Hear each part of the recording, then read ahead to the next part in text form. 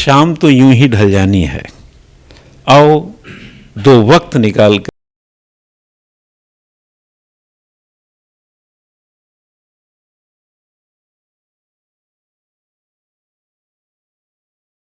बुलाऊंगा professor Ramkaran Singh, इक्फा university Selaqui में है, वहाँ के आप कुलपति हैं, वाइस चांसलर हैं। तो डॉक्टर साहब मैं आपको आमंत्रित करता हूँ, प्लीज़ आप आएँ।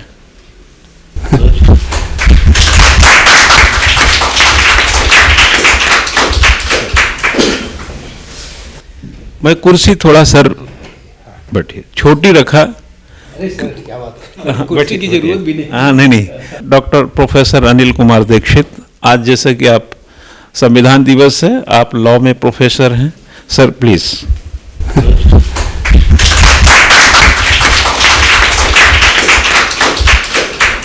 और बैठिए।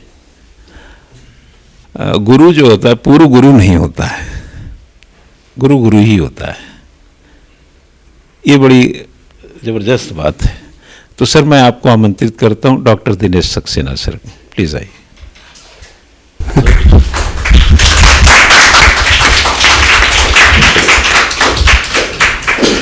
प्लीज। और चौथा मैं हूं। आज का हम लोगों का जो प्रसंग है सर जी, हम लोग बारी बारी से, हाँ,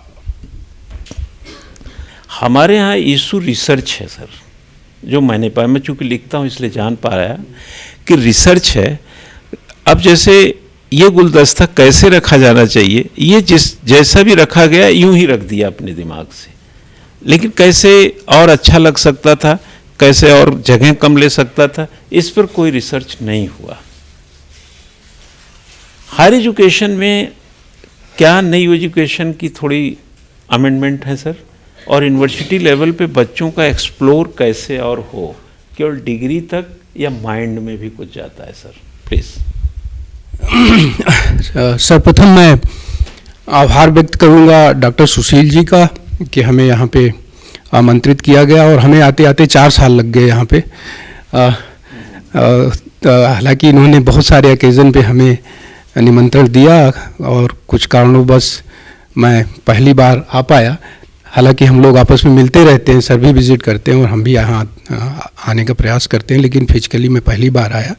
लेकिन हम लोगों का कम्युनिकेशन इनडायरेक्ट चलता रहता है।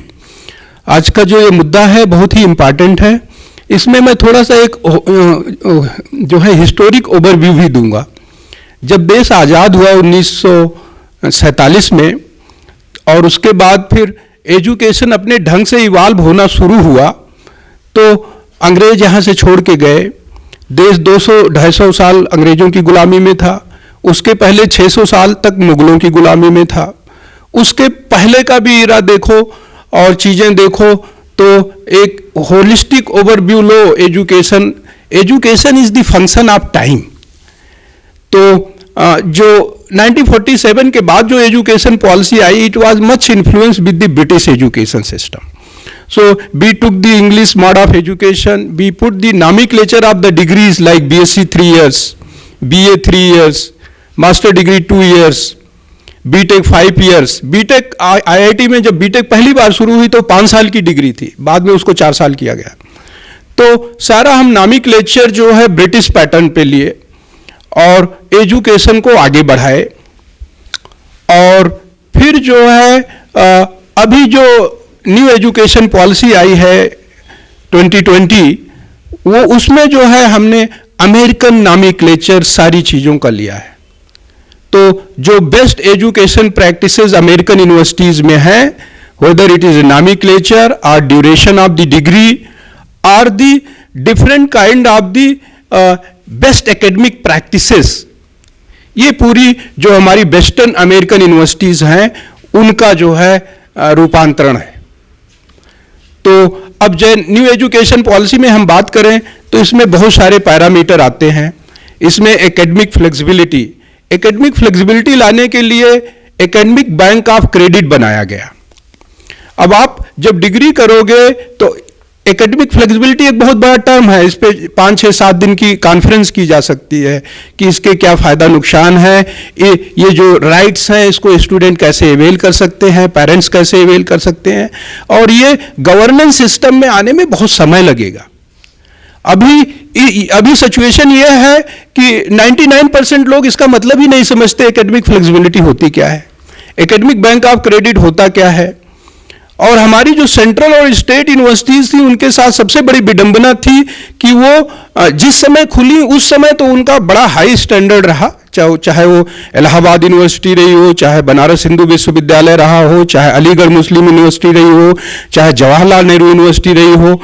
बाद में ये समय के साथ जो एजुकेशन में परिवर्तन आए, उन परिवर्तन को ये लोग एडाप्ट नहीं कर सके।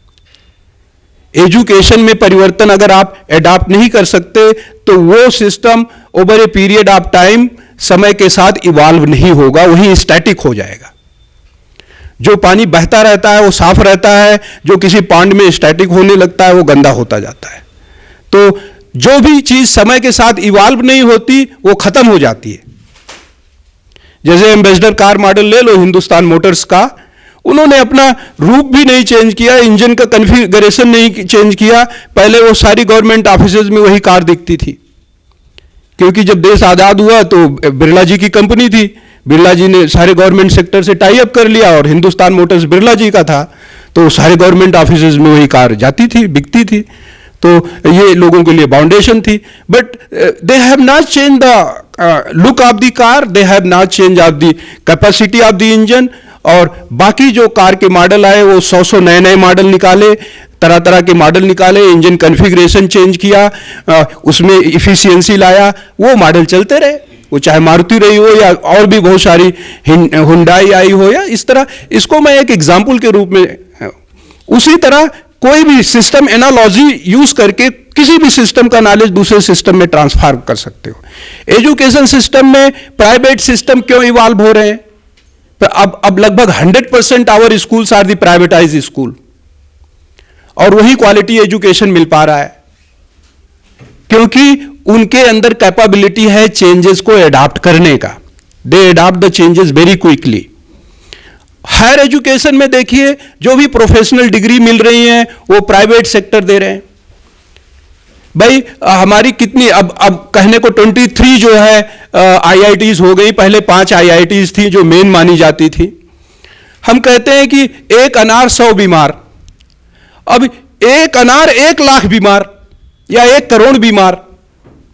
जब एक सीट के लिए 20 लाख बच्चे बैठेंगे तो भाई आप क्या चेक कर रहे हो बच्चे में कि एक बच्चा जो सिलेक्ट हुआ वही कैपेबल है, बाकी 20 लाख बच्चे इनकैपेबल हैं? जब देश आजाद हुआ कितनी पॉपुलेशन थी देश की? 40 मिलियन। अभी कितनी पॉपुलेशन है? 1.4 बिलियन। तो हमारी नीड्स और रिक्वायरमेंट्स बढ़ी हैं, उसी प्रोपोर्शन में सारी चीजें बढ़नी चाहिए। हमारे सारे बच्चे कैपेबल हैं। अभी ये मतलब नहीं कि जो बच्चे आईआईटीज में नहीं सिलेक्ट हो रहे हैं they are good for nothing. This is the national responsibility to educate them, to create the opportunity for them. और ये सारी चीजें नई एजुकेशन पॉलिसी में लाई गई हैं, और इन चीजों को सही ढंग से अगर इंप्लीमेंटेशन किया जाएगा तो हमारे देश का कोई भी युवा बेरोजगार नहीं होगा, किसी भी युवा में कॉन्फिडेंस की कमी नहीं होगी, वो ग्लोबली एम्प्लॉयबल होगा। ये चीज मैं कॉन्फिडेंस के साथ इसलिए बोल रहा हूं कि I was lucky enough when I did my +2 way back in year 1985। I was one among the UP board toppers. खुशी की बात थी कि हमारा बिरला इंस्टीट्यूट में एडमिशन होगा बिट्स पिलानी में, और मैंने एक झोंके में जो है 4 डिग्रीज वहां से की। डुअल डिग्री किया, बीएससी, बीटेक, फिर एमटेक, फिर पीएचडी, फिर प्रोफेसर बना वहीं में। मैं इंजीनियरिंग का विद्यार्थी था। उसके बाद मैं जहां भी दुनिया में अप्लाई करता था वहां में नौकरी मिलती थी, क्योंकि इतने अच्छे इंस्टीट्यूट से पढ़ा था। और बिरला जी ने जब बिट्स पिलानी इंस्टीट्यूट खोला था वे बैक इन 1960, तभी उन्होंने न्यू एजुकेशन पॉलिसी इंप्लीमेंट कर दी थी, जो हम 2020 में इंप्लीमेंट कर रहे हैं। आप पूछोगे कैसे इंप्लीमेंट कर दिया था न्यू एजुकेशन पॉलिसी 1960 में बिरला जी ने, तो मैं बताता हूं कैसे कर दिया था। उन्होंने एमआईटी से कोलैबोरेशन किया। MIT was the #1 institute in the world at that point of time, Massachusetts in Boston. वहाँ से सीधे कोलैबोरेशंस किया, वहाँ की कोर्स करिकुलम, वहाँ का ग्रेडिंग सिस्टम, वहाँ का CGPA सिस्टम, वहाँ का सेमेस्टर सिस्टम, वहाँ की एकेडमिक फ्लेक्सिबिलिटी, यहाँ तक कि उन्होंने बिट्स पिलानी कैंपस में एयरपोर्ट बनाया कि वहाँ के प्रोफेसर सीधे यहाँ लैंड करें फ्लाइट लेके अमेरिका से आके और यहाँ पे हमारे स्टूडेंट को पढ़ाएं। वो इतने रिच थे बिरला जी और इतना बड़ा विजन था। उनका विजन ये था कि हिंदुस्तान में ये इंस्टीट्यूट जो है ये MIT के बराबर हो किसी भी चीज में, academic rigour, academic quality, employability and the latest teaching learning pedagogies, वो सारी चीजें बिरला जी ने 1960 में इंप्लीमेंट किया। वहां का जो भी विद्यार्थी पढ़ के निकलता था वो हार्ट केक होता था अमेरिकन मार्केट में। मैं हिंदुस्तान में हूं, लेकिन जब मैं पढ़ता था 1985 में, तब भी 90% बच्चे जो है सीधे बीटेक के बाद जो है US जाते थे। आज कोई बड़ी बड़ी कंपनियों के मालिक हैं, बड़े बड़े ऑर्गेनाइजेशंस चला रहे हैं और वो जो है $1 मिलियन जो है बिट्स पिलानी को ऐसे ही देते हैं कि आप जो है इस पे स्कॉलरशिप दीजिए, हमारे नाम से ये खोल दीजिए। ये उनका एलुमनाई स्ट्रेंथ है। इसी के कारण जो है अभी 6 या 8 कैंपस उनके खुल गए, लेकिन क्वालिटी अभी उसी की वही है, क्योंकि उनका विजन बहुत हाई था। उनका विजन ये था कि यहां का कोई भी ग्रेजुएट निकले तो उसका स्टैंडर्ड MIT ग्रेजुएट के बराबर होना चाहिए। मैं भी 15 साल विदेशों में काम किया। PhD के बाद पोस्ट डॉक्टरल डिग्री करने JSPS जापान गया, जो दुनिया की सबसे बड़ी पोस्ट डॉक्टरल फेलोशिप होती है। ये 2000 की बात है, आज से 25 साल पहले की। हमारी fellowship amount 5 lakh Japanese yen हुआ करती थी उस समय, and they were taking care of my whole family expenses. और उस फेलोशिप में मैं दुनिया में किसी भी कंट्री में जा सकता था रिसर्च करने, और गया भी। पूरे यूरोप गया, अमेरिका गया, 2 साल के पीरियड में जाके जगह जगह रिसर्च किया। तो एक अच्छे इंस्टीट्यूट और एक अच्छी पढ़ाई के ये तौर तरीके होते हैं। और अभी भी मैं किसी भी दुनिया की किसी भी कंट्री में सेटल हो सकता हूं, उसका नागरिक बन सकता हूं। लेकिन खुशी की बात है कि मैं देश की सेवा करता हूं और देश की सेवा करना चाहता हूं। हालांकि 15 साल मैंने रहा, यूरोप में भी रहा, अमेरिका में भी रहा, जापान में भी रहा। There is no continent left जहां पे मैंने काम नहीं किया, including Middle East and Africa. अभी जो न्यूज में आ रहा है जहां पे वॉल्केनोज इरप्ट हुआ है रिफ्ट वैली अफ्रीका में, वहां भी मैंने यूनाइटेड नेशन डेवलपमेंट प्रोग्राम में 4 साल काम किया। तो ये जो है एक अच्छे एजुकेशन, क्वालिटी एजुकेशन का जो है रिजल्ट है। और ये देश बहुत बड़ा देश है। जब हम करते हैं तो हम हर चीज में गिनीज वर्ल्ड ऑफ रिकॉर्ड में आ जाते हैं, वो चाहे क्वालिटी में हो चाहे क्वांटिटी में हो। और तो इस देश में हर चीज एक रिसर्च का मुद्दा है। सो फार सो गुड, ये देश अभी तक बहुत ही अच्छा कर रहा है। तो 1947 से अभी तक देश में जितना भी हायर एजुकेशन इवॉल्व हुआ, ये एक बहुत बड़ा अचीवमेंट है देश का।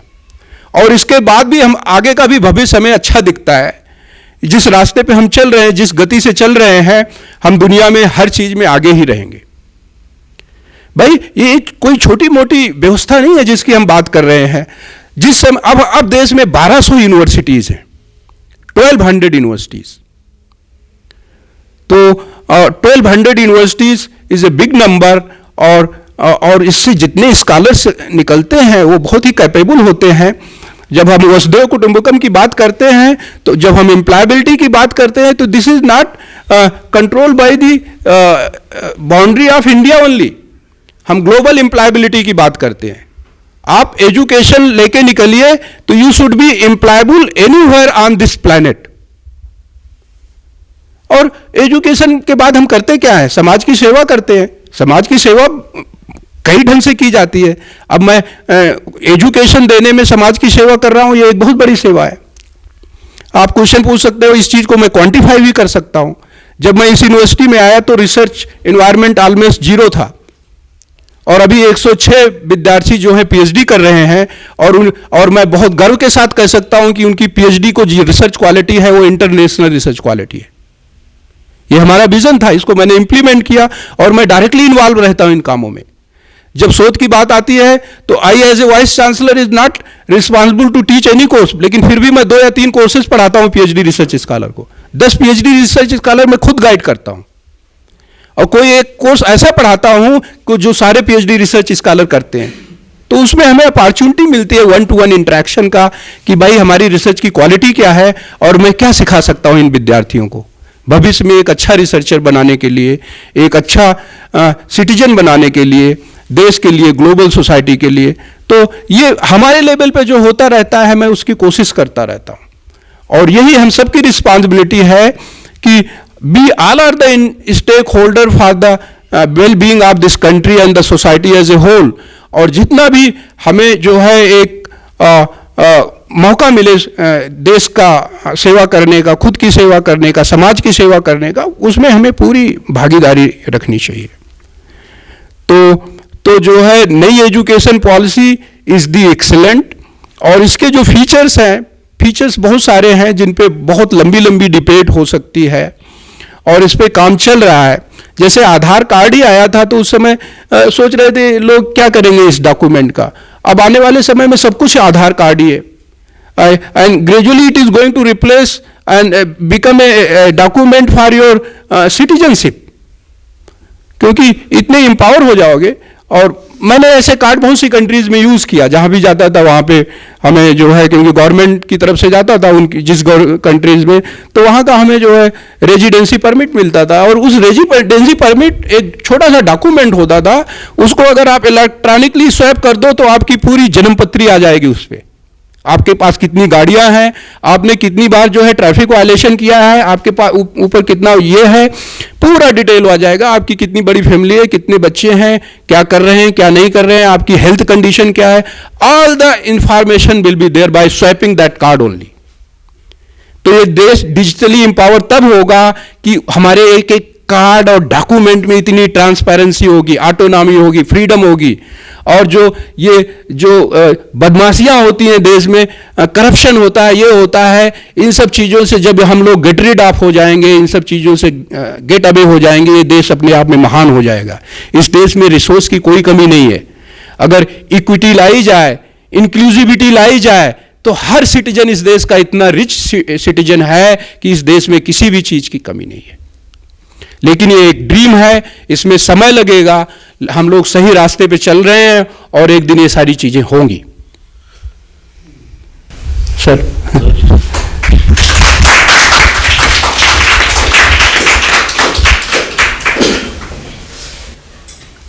कुछ अलग लगा?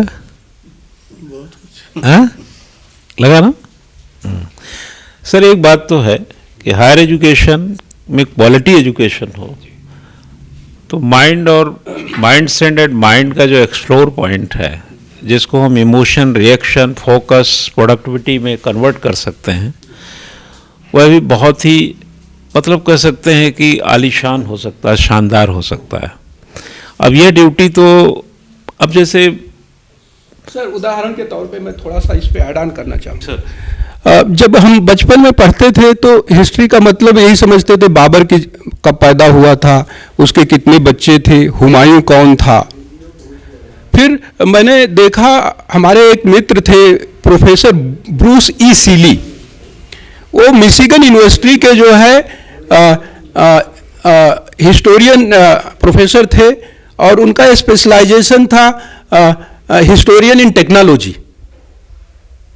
तो उनको एक बार मैंने मैं नॉर्थ कैप यूनिवर्सिटी में उस समय काम करता था, तो उनको जो है एक कॉन्फ्रेंस में बुलाया और बोला कि सर आप एक लेक्चर दीजिए 1 घंटे का। तो हमें समझ में आया कि हिस्ट्री भी ऐसा सब्जेक्ट है जिसको कई तरीके से पढ़ा जा सकता है। He gave a 1 hour lecture of the history of nanotechnology, and when he was talking on the subject, I was thinking that this person is a scientist, an engineer in the area of nanotechnology. तो history जैसे subject में भी इतनी strength है जिसको हम इतना लो देखते हैं, है ना।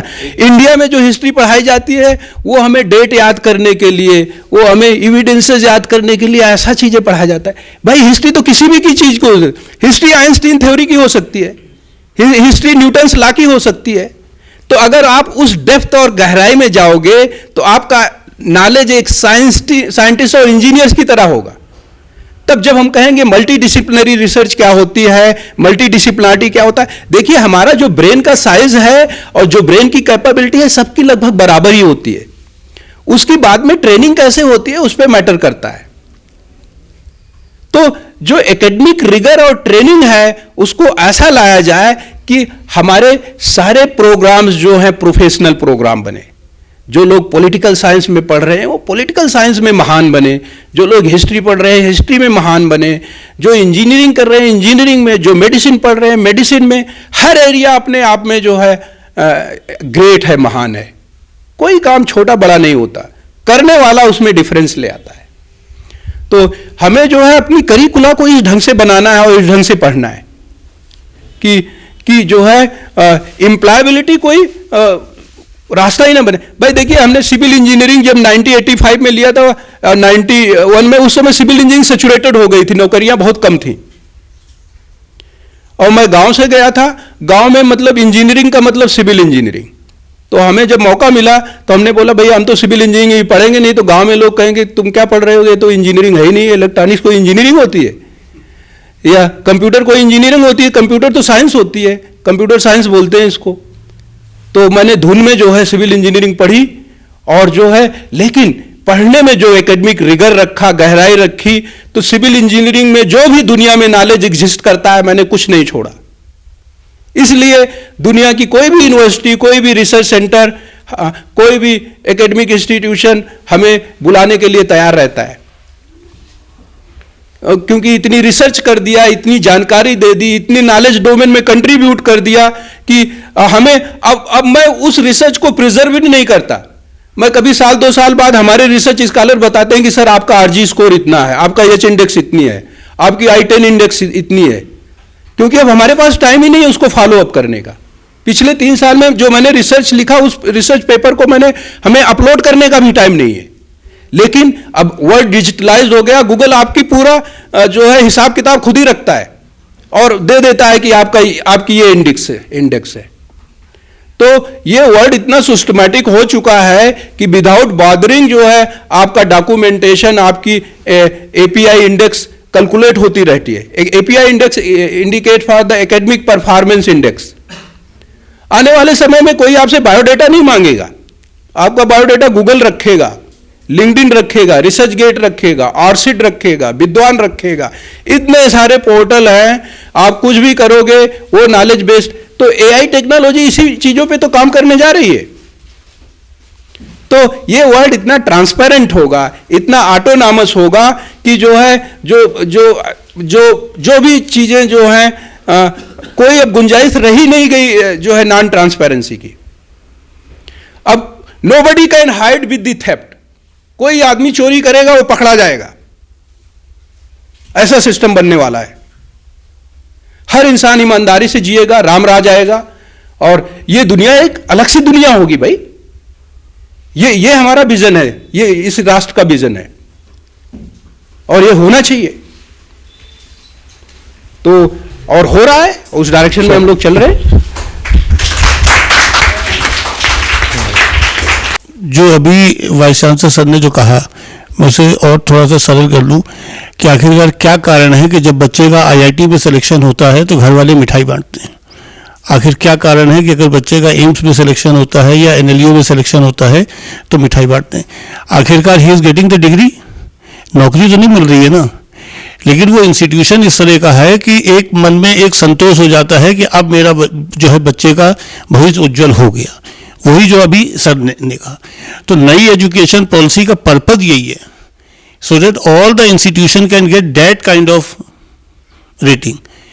और जो अभी सर ने कहा कि एवरीथिंग इज साइंस, हिस्ट्री भी साइंस, क्यों? क्योंकि रिसर्च ओरिएंटेशन, ब्लूम टेक्सोनॉमी आप लोग अभी है ना, जब हम क्वेश्चन में ना लगाते ना, अंडरस्टैंडिंग आ गया, ठीक है, उसका रेप्लिकेशन आ गया, क्रिएशन आ गया। हर जगह जब भी कोई चीज पढ़ी जाती है हाइपोथेसिस उसके बनाए गए, फिर उसके बाद उसके क्वेश्चन ऑब्जेक्टिव्स बनाए गए। तो ये जो रिसर्च है ये हर जगह अप्लाई होगी, ताकि न्यू एजुकेशन पॉलिसी का पर्पज यही है कि ईच एंड एवरी इंस्टीट्यूशन वो उस लेवल पर आ जाए कि, क्योंकि हर जगह जो सीट्स हैं वो हैं लिमिटेड सीट्स हैं, तो कम से कम नहीं तो एजुकेशन सिस्टम को इतना बढ़ा देते कि सारी यूनिवर्सिटी उस लेवल पर आ जाए। और एक चीज़ और जो अभी सर ने कहा कि everyone is excellent, everyone is excellent. As a teacher अब हमारी ड्यूटी ये हो जाती है कि उस एक्सीलेंट से उसके अंदर का एक्सीलेंस कैसे बाहर निकालें। एक्सीलेंट आप सब हैं, लेकिन अकॉर्डिंग टू द नीड वो एक्सीलेंस कैसे बाहर लेके निकालें। और इसीलिए जब हम लोग पढ़ते थे तब कहाँ नौकरी की बात चलती थी, ये होता था कि डिग्री मिल गई, नाउ यू आगे प्रोसीड करो। इसीलिए अब नए उसमें क्या आ गया कि लाइबिलिटी आ गई यूनिवर्सिटीज के ऊपर प्लेसमेंट, क्योंकि हमने अगर आपको 5 साल पढ़ाया है तो 5 साल की एवज में डिग्री तो सब दे रहे हैं, लेकिन प्लेसमेंट कहाँ है। तो वो एक एडिशनल आ गया, हम वो यूनिवर्सिटीज के ऊपर बर्डन आ गया। और वो प्लेसमेंट कब होगा, अब वो हमने जब पढ़ाया है, हमने उस तरह का बच्चे को बनाया है, तभी तो उसका अच्छा प्लेसमेंट हो पाएगा। तो न्यू एजुकेशन पॉलिसी का एक ये भी वो है कि आपके अंदर का जो एक्सीलेंस है उसको कैसे निकाला जाए। और वो एक्सीलेंस तभी आएगा, जो अभी सर ने भी कहा, वो रिसर्च एंड इनोवेशन से। और जो कहा ट्रांसपेरेंसी, ये बात बिल्कुल सही है कि सीवी की कहानी तो अब बिल्कुल आप सर का नाम डालिए गूगल में, सब चीज़ निकल के आ जाएगी। हमारा नाम डालिए, सब चीज़ आ जाएगी, कितने पेपर रिसर्च, कितने पेपर, क्या क्या चीज़ें, कहीं बताने की कोई ज़रूरत ही नहीं है।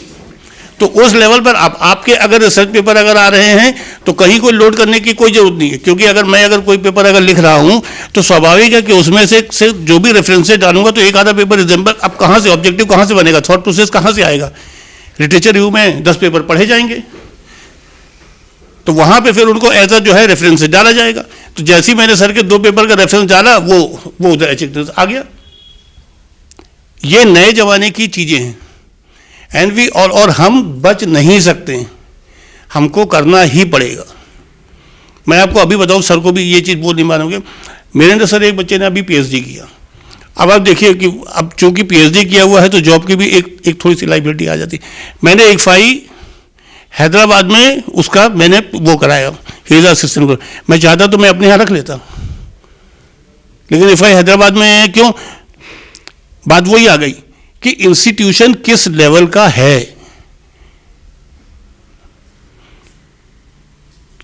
ताकि अगर वहाँ अगर जॉब अगर करे, वहाँ प्रोफेसर अगर असिस्टेंट प्रोफेसर बनेगा तो वहाँ पे ग्रोथ रेट ज़्यादा होगी।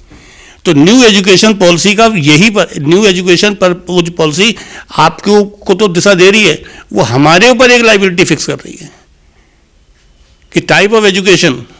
और यूनिवर्सिटीज़ को आप देखिए, थोड़ा सा जो अभी सर आपने जो कहा, कभी नहीं मन में ऐसी चीज़ें आई थी कि यूनिवर्सिटी शिक्षा का मंदिर। क्या कारण है कि निगेटिविटी यूनिवर्सिटीज़ के भी प्रति आ गई है। वो आप उसी को देख लिए, वो अल्फ्रेड यूनिवर्सिटी जो है। तो ऐसी चीज़ों से भी न्यू एजुकेशन पॉलिसी जो है और बाकी की सारी चीज़ें ये हैं कि उस यूनिवर्सिटी का जो सेटअप है, रिसर्च ओरिएंटेशन, उसके साथ साथ बच्चों को पॉजिटिव कंस्ट्रक्टिव मोड में भी रखना है, निगेटिविटी नहीं आने देना है, so that they can don't move to that kind of negativity.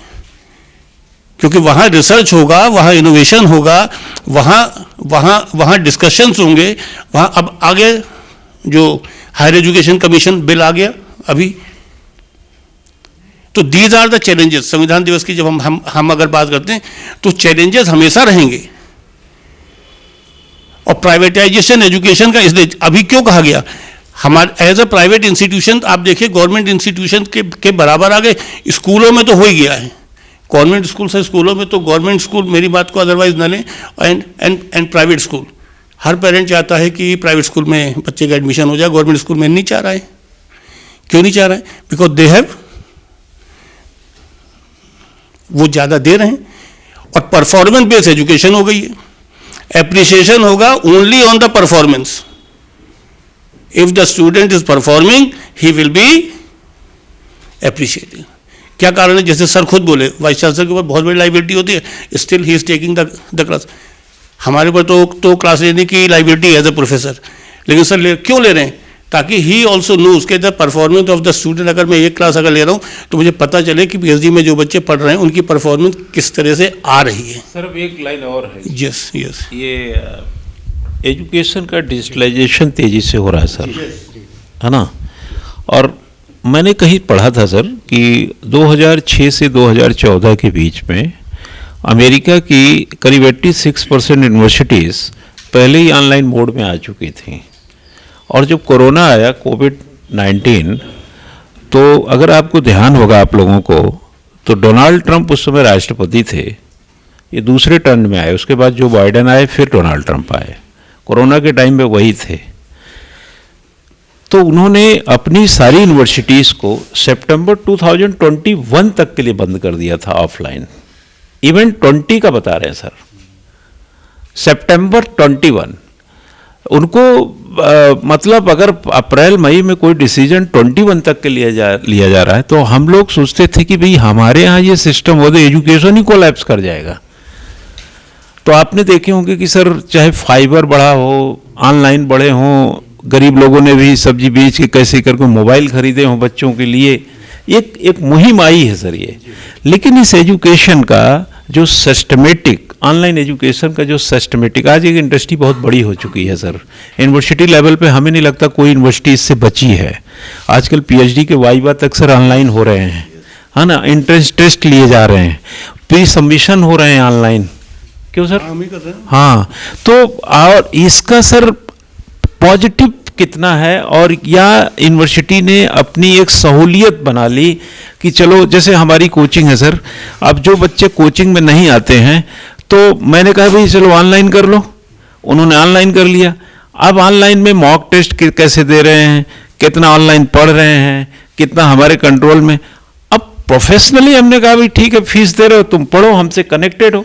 तो मैं एजुकेशन पॉइंट ऑफ व्यू से, जो हम फ्यूचर ऑफ इंडिया की बात करते हैं, हायर एजुकेशन की बात या पोटेंशियल एजुकेशन की बात, तो कई लोग तो सर ऑनलाइन लेकर के, डिग्री लेकर के ना अच्छे व्यक्तित्व हो रहे होंगे, ना अच्छे डिजर्विंग कैंडिडेट हैं, तो फिर हल्ला तो करेंगे ही कि हमारे पास भी डिग्री, रोजगार नहीं है। तो इस पर क्या कोई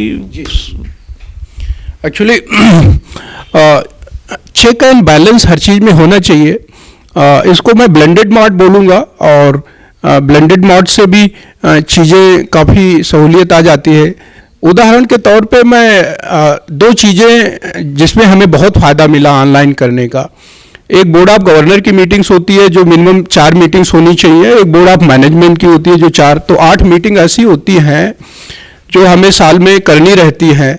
और इसके 15 से 20 मेंबर्स होते हैं, किसी को बॉम्बे से आना है, किसी को हैदराबाद से, किसी को बेंगलोर से, और कुछ लोग जो देहरादून में है वो डायरेक्टली।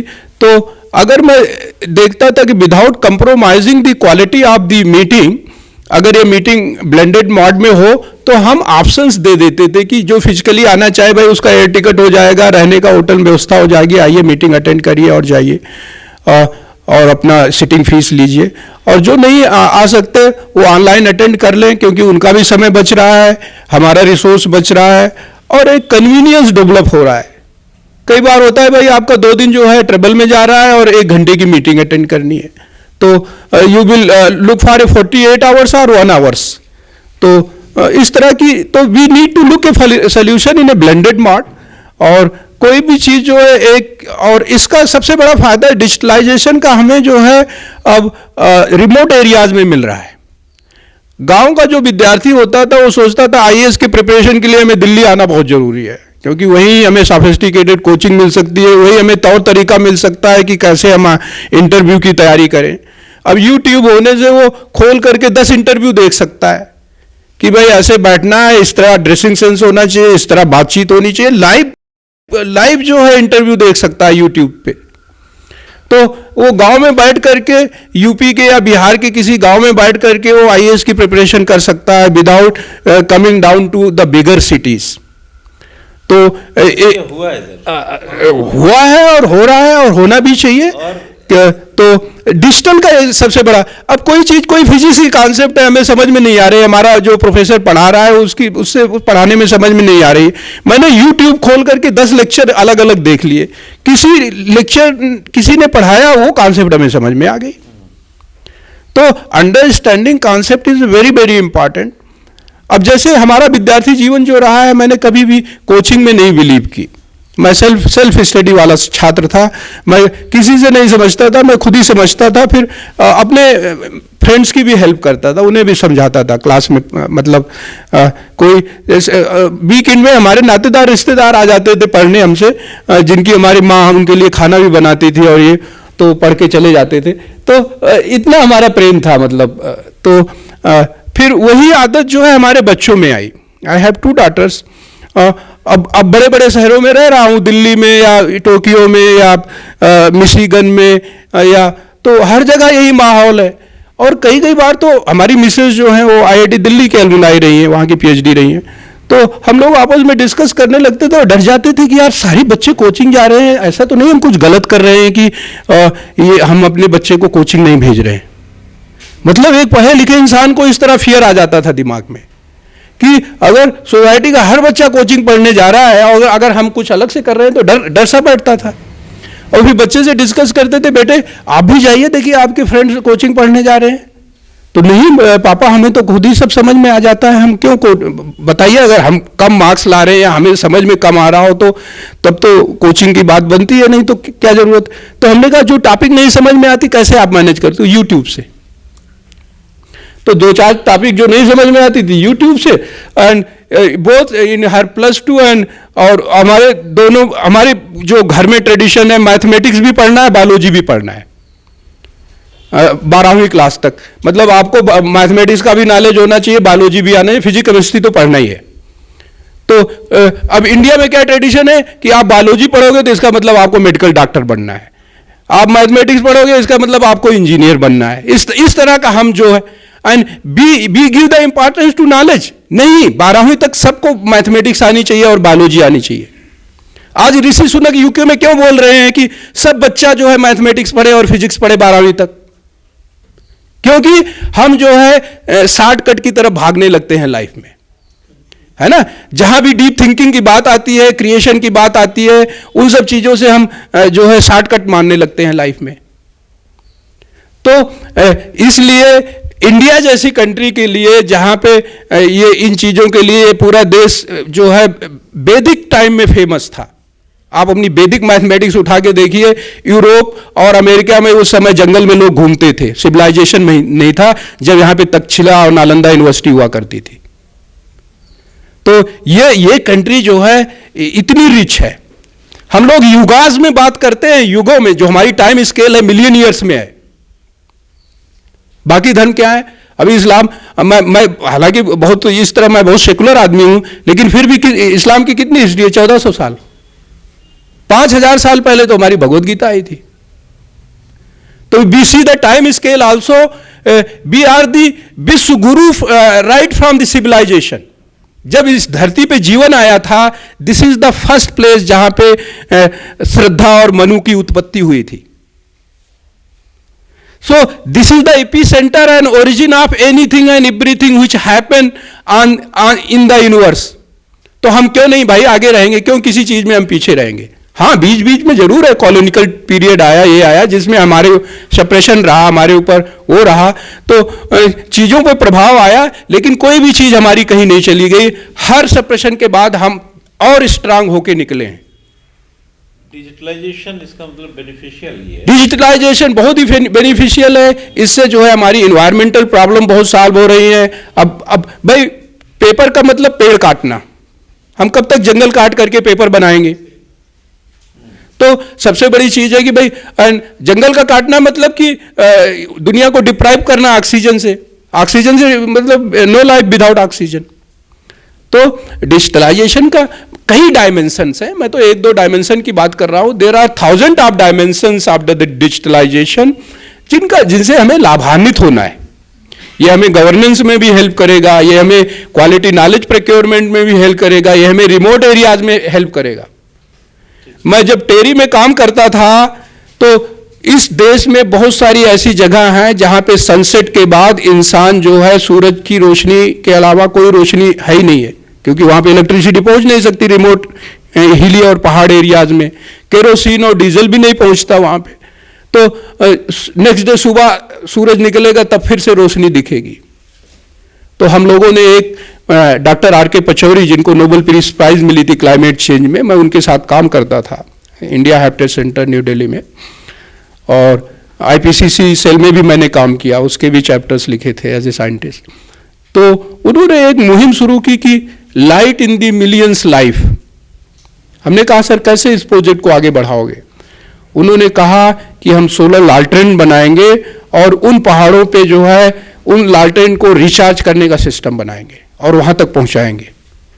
तो मिलियन की लोगों की लाइफ में जब सनसेट के बाद लाइट नहीं होती तो लाइट रात में देखेंगे कितने खुश होंगे। तो we work with this kind of the project in the country. और ये देश एक बहुत बड़ा देश है, इसका हर कोने में रिसर्च छुपा हुआ है, हर कोने में अपॉर्चुनिटीज है, बहुत बड़ा डाइवर्स देश है। और मैंने पूरी दुनिया देखने के बाद यही कंक्लूड किया कि यहाँ पे जो कितनी सारी ऋतुएं होती हैं, यहाँ आप स्नोफॉल भी देख सकते हो, यहाँ गर्मी भी देख सकते हो। ऐसी ऐसी कंट्रीज हैं जहाँ पे पूरे साल के 12 महीने सर्दी सर्दी होती है, सूरज की रोशनी बहुत कम दिखाई देगी। नॉर्थ पोल पे जहाँ पे मिशिगन यूनिवर्सिटी में जहाँ हमारी बड़ी बेटी पढ़ती थी, वहाँ देखता था रात में 12 बजे सूरज चमक रहा है। एक बार मैं मिसेज के साथ गया वहाँ पे रहने, 1 महीने था वहाँ पे, तो वो 11 बजे दोनों बच्चे कोई सुपीरियर लेक देखने गए, जो दुनिया की सबसे बड़ी स्वीट वाटर लेक है, उसको सुपीरियर लेक बोलते हैं, वो नॉर्थ पोल के पास है और मिशिगन स्टेट में। और मिशिगन स्टेट यूनिवर्सिटी के भी 4 कैंपसेस हैं, एक हुटन में है, एक नार्बर में है, एक लॉक्सिन में है, इस तरह के। तो we were in the Hutton campus. ये शिकागो से लगभग 1 घंटे की फ्लाइट है, बीच में विस्कॉन्सिन आता है। फिर उसके बाद तो 11 बजे देखे कि दोनों वापस नहीं आए सुपीरियर लेक देख के, और हम लोग चिंतित होने, यार रात के 11 बज गए, ये लोग वापस नहीं आए। और दिन है, सूरज चमक रहा है, दिन के जैसे 11-12 बजे की धूप होती है, सूरज चमक रहा है। मतलब इंडियन टाइम से हमें डर लग रहा है कि रात के 11 बज गए हैं और वहां पे सूरज चमक रहा है 11 बजे। तो ये दुनिया जो है एक बहुत ही, और उसके आधे घंटे बाद वो लोग आ गए, हमारी चिंता खत्म हो गई। तो हमें डांट भी रहे थे, पापा आप लोग क्यों चिंता कर रहे थे, हमें पता है कि यहाँ पे 1 बजे अर्ली मॉर्निंग 1 बजे सनसेट होता, मतलब सन डूबता है, और सुबह तो वहाँ पे टाइम स्केल अलग अलग है ना। तो इस तरह जो है हिंदुस्तान भी ऐसे ही डाइवर्स है, इतना सारा, इतनी सारी डाइवर्सिटी है कि ये सब चीज़ें भी अच्छाइयाँ हैं, खूबियाँ हैं, और इन सब चीज़ों में अपॉर्चुनिटी छिपी हुई है, हर चीज़ में अपॉर्चुनिटी छुपी हुई है। अभी पिछले हफ्ते मैं अगरतला होके आया। Agartala is a Tripura state, तो वहाँ पे बहुत सी हमें नई नई चीज़ें जाने। एक मैं जो है शिवानंद आश्रम में बहुत विजिट करता हूँ, तो मैं उत्तराखंड से काफ़ी जुड़ा हुआ हूँ। मैं विदेशों में भी रहता था, तो ऋषिकेश जरूर 1 हफ्ते के लिए आता था अपनी फैमिली बच्चों के साथ, और शिवानंद आश्रम में रुकता था। तो वहाँ जो शाम की आरती होती थी, उसमें एक त्रिपुर सुंदरी की जो है लाइन आती थी उस आरती में। तो मैं त्रिपुरा गया तो देखा कि जगह जगह त्रिपुर सुंदरी का मंदिर बना हुआ है, और वहां पे टाइम लाइक 1.5 घंटे का है। सुबह देखा कि 5 बजे सूरज चमक रहा है। यहाँ पे आजकल सुबह होते होते लगभग 6:30-7 बजे तक सूरज की रोशनी दिखाई देती है, वहाँ 5 बजे सूरज की रोशनी दिखाई दे जाती है। तो 2 घंटा पहले है। उसी तरह 4 बजे अंधेरा होने लगता है, अभी देखिए लाइट है, रोशनी है। तो अपना कंट्री भी बहुत डाइवर्स है, बड़ा सुंदर है, और इतनी सारी चीज़ें, इतनी सारी अच्छाइयाँ हैं, और बड़ा सुंदर लगता है कि मैं कभी कभी सोचता हूँ पूरी दुनिया ही यही हिंदुस्तान है। आप हाँ तो गजब ही कर दिया। इन लोगों का गलत फहमी निकल जाएगा, दुबई, संयुक्त अरब अमीरात, यूरोप कुछ नहीं है। घूमने के बाद कंक्लूड कर रहा हूँ कि हिंदुस्तान ही पूरी दुनिया है। लेकिन ये कितना मानेंगे मालूम नहीं सर, ये मानेंगे भी कि नहीं, क्योंकि कहेंगे हम भी घूम के आएंगे। ऐसे ही था, लेकिन जब पूरा घूम लिया तब ये कंक्लूड कर रहा हूँ, इस नतीजे पे पहुंच रहा हूँ। अब एक हम लोग आखिरी क्वेश्चन ले रहे हैं सर से जी। सर आप तो लंबे समय तक कॉलेज का एक्सपीरियंस है, पहले और अब की एजुकेशन का एक बेसिक डिफरेंस क्या है, थोड़ा सा मुझे प्लीज। सबसे बड़ा डिफरेंस तो ये है कि पहले हम लोग जिसे कहते हैं ना फ्रॉग इन द वेल, कुएं के मेढक की तरह, हम दूसरे शायद यही दुनिया है। तो इसीलिए हमने देखा कि for more than 2 decades 5 IITs थे, वो बने रहे, ऐसे IIM थी लिमिटेड, वो बने रहे। अब उनमें एक्सपेंशन हो रहा है, उनका नंबर बढ़ रहा है। अनफॉर्चुनेटली या फॉर्चुनेटली शुरू में ये लगेगा कि अपने यहाँ के जो IIM है, IIT हैं, मोर देन 1/3 में डायरेक्टर ही नहीं है, 20-30% फैकल्टी ही नहीं है। लेकिन ड्यू कोर्स में ये सब ठीक हो जाएगा, क्योंकि शुरू में ऐसा होता है, क्योंकि नंबर बढ़ गया है। अब पहले जमाने में ड्यूटी ये थी कि IIT was considered as a passport to good service, एक बार घुस जाओ ना। अब चक्कर क्या है, IIT मुंबई में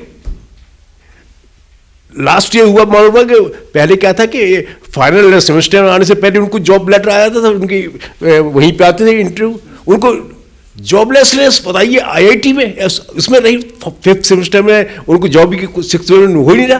तो ये, लेकिन ये जो है ना, ये थोड़े टाइम के लिए होते हैं, तो ये धीरे धीरे सब कुछ हो जाएगा। और हमें सबसे बड़ी खुशी हुई जब आप पता लगा कि वाइस चांसलर इकफाई साहब आ रहे हैं, क्योंकि मैं आपको बता दूं 30 इयर्स बैक मैंने लेक्चर डिलीवर किया था हैदराबाद में, और आपने नाम सुने होंगे, उस समय के फाउंडर मेंबर थे उस समय के प्रोफेसर प्रसन्न चंद्रा फ्रॉम IIM बेंगलोर, यशस्वी साहब वहीं हैदराबाद के, प्रोफेसर आपटे फ्रॉम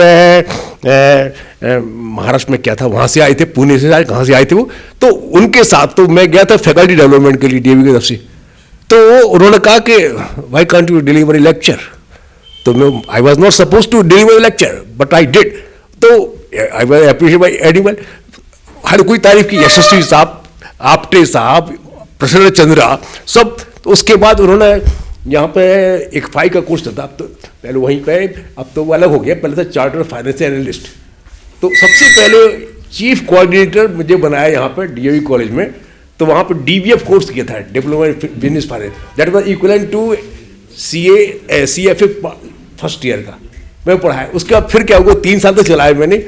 उसके बाद फिर उन्होंने यहाँ पर एक इकफाई कॉलेज खोला यहीं पे दिलाराम बाजार में, तो हमसे कहा कि would you like to take over as principal, और उस समय हमारे DAV कॉलेज की तुलना में डबल सैलरी दे रहे थे, लेकिन there was an element of uncertainty. हमने कहा भी मिल रहा 3 साल कहीं बंद हो गया तो क्या होगा, इसमें at least I will continue to till the age of 60, तो इसलिए मैंने रिफ्यूज कर दिया। तो ब्रिगेडियर सब्बरवाल हमारे बदले आए थे वहाँ बनने, उस समय वहाँ पे EN मूर्ति साहब रजिस्ट्रार थे हैदराबाद में, तो उन्होंने बहुत उनसे किया कि this is a golden opportunity, don't miss it. हमने वो तो ठीक है, लेकिन इन केस है इट्स क्लोज डाउन तो फिर मेरा क्या होगा, है?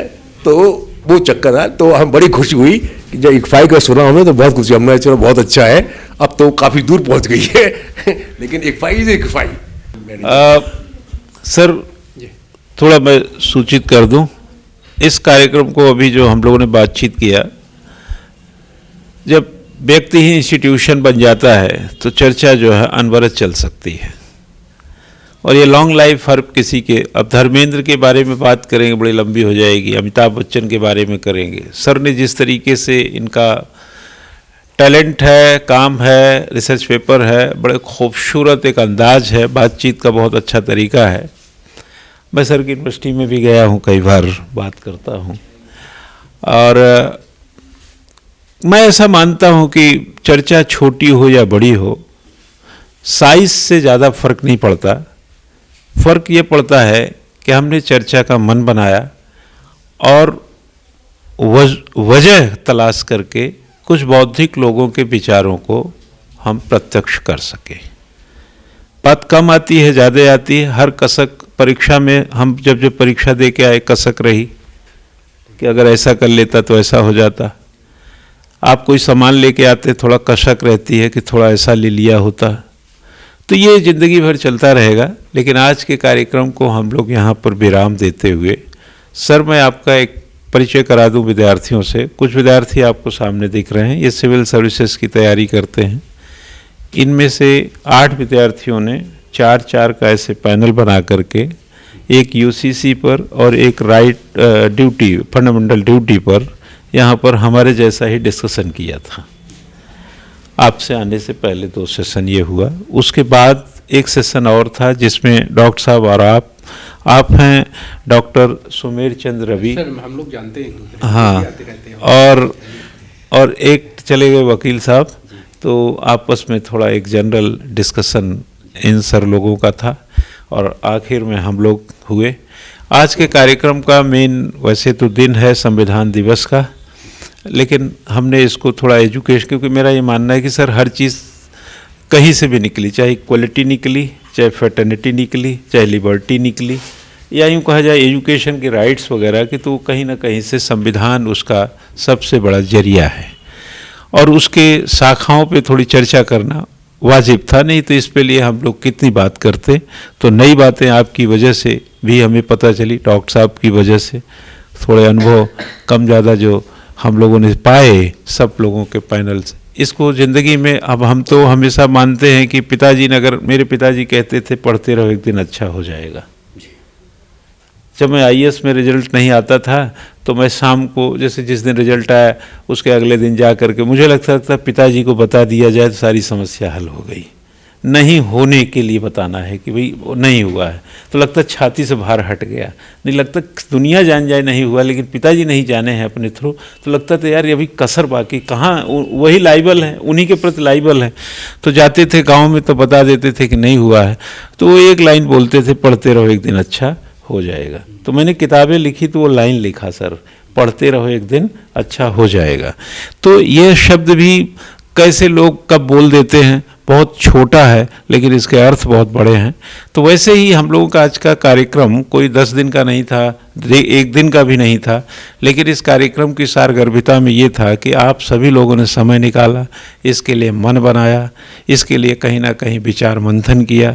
अब हमारे सामने हमारे सोसाइटी के चेयरमैन हैं बिष्ट जी, बिष्ट अंकल हैं ये, और ये हर कार्यक्रम में मैं बुलाता हूँ और एक अच्छे विद्यार्थी की तरह ये सुनते हैं, है ना।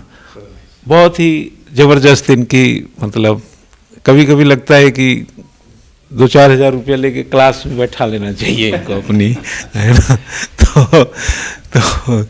तो आज के कार्यक्रम को सर यहीं हम विराम देते हैं, किसी और मौके पे हम लोग फिर मिलेंगे। और मैं विद्यार्थियों को भी धन्यवाद बोलूँगा कि ये लोग बेचारे जब से आए हैं 1:30 बजे से टिके हुए हैं, और सर 2 शब्द आप बोल के बात को ख़त्म कर दीजिए, मनोबल बढ़ जाएगा इनका। आप यहीं घूम रहे हैं अभी? बस जो भी अभी जैसे सर ने कहा, और आज का जो दरअसल कोई भी अगर कार्यक्रम होता है तो वो चाहे 2 दिवस का हो, चाहे 1 दिवस का हो, चाहे वो सत्र का हो, तो सबसे बड़ी सर जो खास बात आप रही कि आपने एक सायंकालीन सत्र में आपने 4 सत्र चलाए हैं, 2 बच्चों का सत्र चलाया और 2 हम लोगों का जो है सत्र चलाया। और आखिर में एक ही कहेंगे कि जो भी यहाँ से सलाह दी गई है, और हमेशा एज अ शिक्षक के नाते ये है कि अगर खुशियाँ मिलें आपको तो उसे मिठाई समझ के खा लीजिए, और अगर आपको दुख मिले, जो अभी सर ने अभी कहा, तो उसे दवाई समझ के ले लीजिए। दोनों आपके जीवन में बहुत ज़्यादा कीमती रहेंगी। और हम कामना करते हैं कि आज के इस दिवस के सारगर्भिता से आपको और उज्जवल भविष्य की कामनाएं हम करते हैं, आप अपनी मंजिलों में कामयाब हो। और आज के इसमें वीसी साहब आपका बहुत बहुत धन्यवाद, सर आपका बहुत बहुत धन्यवाद। और हम सबको बुलाने के लिए एक सार्थक कार्य हमेशा की तरह जो कार्यक्रम जो आप कराते हैं, उससे हमें भी बहुत कुछ सीखने को मिलता है, बच्चों के साथ भी, हमारे बच्चे हैं सर, और आपका भी सर बहुत बहुत धन्यवाद।